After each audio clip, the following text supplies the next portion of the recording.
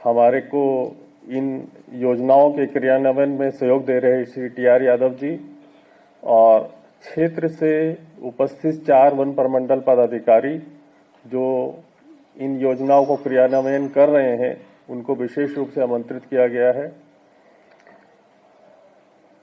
जल जीवन हरियाली अभियान से जुड़े हुए अन्य विभाग के नोडल पदाधिकारी एवं स्पीकर्स जो आज के कार्यक्रम में अपना योगदान देंगे, उनका विशेष रूप से मेंशन करना चाहूंगा। जैसा कि हम लोग आए दिन अभी देख रहे हैं कि कभी बाढ़ की समस्या है, कभी सूखे की समस्या है। अभी 2 दिन पहले का ही देखें तो उत्तर प्रदेश, उत्तराखंड, दिल्ली में बहुत सारे विद्यालयों को छुट्टी घोषित कर दी गई थी सोमवार की। कारण था कि अत्यधिक वर्षा।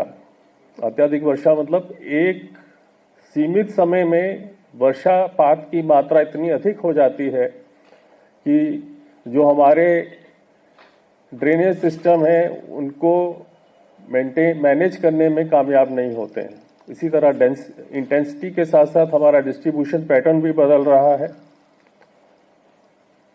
हम लोग ग्लोबल वार्मिंग से बहुत पहले से अवगत हैं, जिसमें हम लोग देखते थे कि पृथ्वी का वैश्विक जो तापमान है वो बढ़ रहा है, ग्लेशियर सिकुड़ रहे हैं, समुद्र तल में पानी बढ़ रहा है।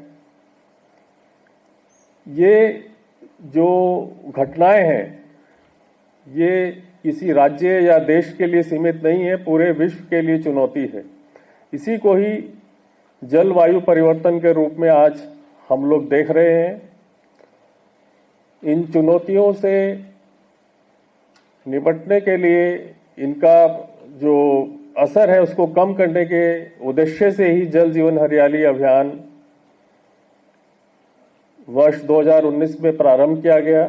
जैसा राहुल जी ने बताया कि हम लोगों ने 2019 से 2022 तक का जो लक्ष्य थे उसमें काफी हद तक सफलता प्राप्त की है।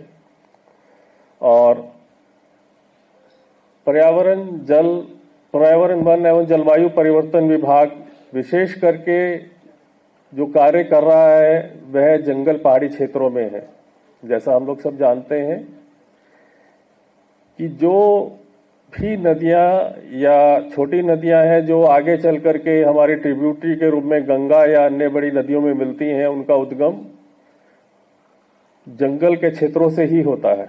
तो हमें जो भी कार्य प्रारंभ करने हैं, अगर उसका प्रभावशाली बनाना है हमें, तो हमें कार्य वहीं से प्रारंभ करना होगा। इसीलिए इस अवयव का चयन किया गया, निर्धारण किया गया।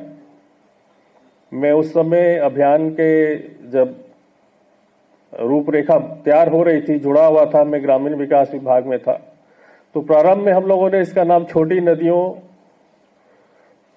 में चेक डैम निर्माण तक ही सीमित रखा था। फिर बाद में ये विचार हुआ कि नहीं, इसमें जंगल क्षेत्र में भी हमारे को जोड़ना चाहिए। तो इसका विस्तार करते हुए इसका नाम छोटी नदियों, नालों, जंगल पहाड़ी क्षेत्रों में जल संरक्षण हेतु चेक डैम एवं अन्य संचयन संरचनाओं को जोड़ा गया। जैसा कि राहुल जी ने बताया, वन विभाग के अलावा अन्य विभाग भी इसमें जुड़े हुए हैं। पर्यावरण एवं वन विभाग द्वारा जो कार्य किए जाते हैं वो एरिया अप्रोच पर आधारित होते हैं। एरिया अप्रोच के अपनाते हुए हम लोग जो रिस्ट टू वैली सिद्धांत है उसका पालन करते हुए अपनी योजनाएं बनाते हैं, जिसमें हम लोग मृदा एवं जल संरक्षण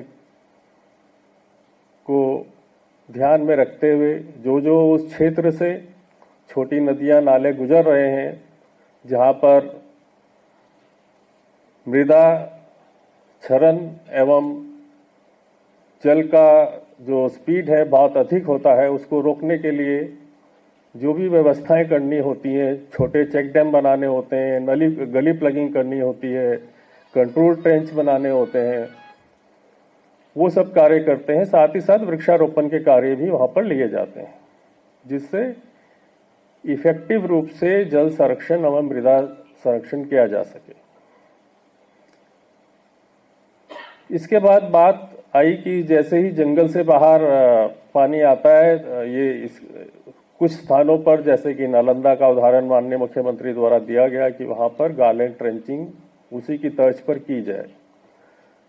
तो बिहार राज्य में जो पर्यावरण, वन एवं जलवायु परिवर्तन विभाग के अंतर्गत जो वन प्रमंडल हैं, जिले हैं, वहां पर ये कार्य 2021-22 में प्रारंभ किए गए हैं। प्रारंभ में ये कार्य, इस प्रकार के कार्य नहीं किए जाते थे, उसमें भी हम लोगों को काफी सफलता मिली है, जिसका विस्तार से विवरण जो इम्प्लीमेंटिंग डीएफओज हैं वो अपने प्रेजेंटेशन के माध्यम से प्रस्तुत करेंगे।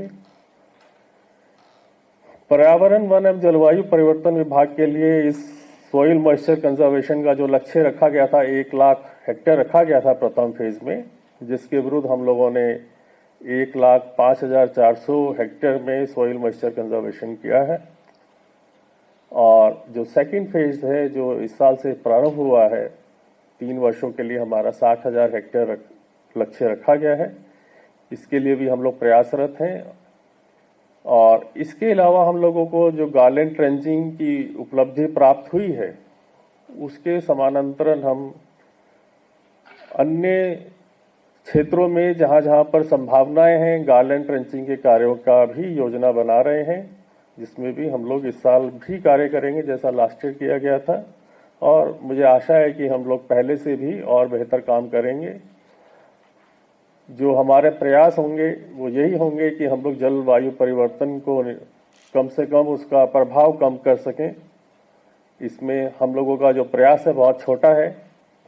जैसा प्रधान सचिव और राहुल जी ने भी बोला कि हमें जन जागरूकता की आवश्यकता है, अन्य विभागों के साथ कन्वर्जेंस की आवश्यकता है, विशेषकर लघु संसाधन और जल संसाधन जो इस क्षेत्र में कार्य कर रहे हैं, उनसे भी मेरा अपील होगा कि वन प्रमंडलों में जहां पर हमारे पास इतना टेक्निकल नो हाउ नहीं है इस क्षेत्र में, वे भी अपना सहयोग प्रदान करें, जिससे हम लोग इस कार्यक्रम को, इस अभियान को सफल बना सकें। धन्यवाद।